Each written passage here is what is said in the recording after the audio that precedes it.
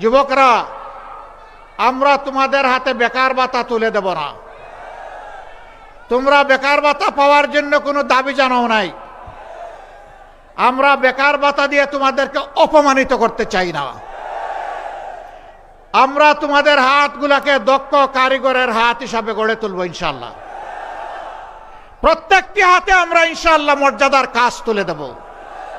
সেদিন প্রতিটি যুবক গর্বের সাথে বলবে, আমি বাংলাদেশ। আমাকে দেখে বুঝে নাও বাংলাদেশ কি জিনিস।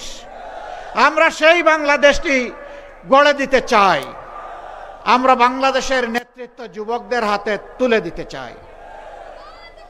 প্রস্তুত আছো যুবকরা? প্রস্তুত হয়ে যাও।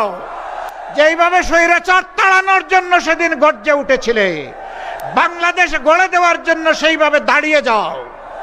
আমরা সেই বাংলাদেশ তোমাদের হাতে তুলে দেব ইনশাআল্লাহ।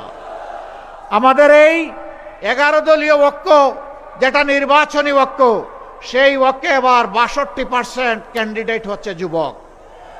তাহলে বার্তা দিচ্ছি আমরা জাতিকে, এই দেশ হবে আগামীতে যুবকদের বাংলাদেশ ইনশাআল্লাহ।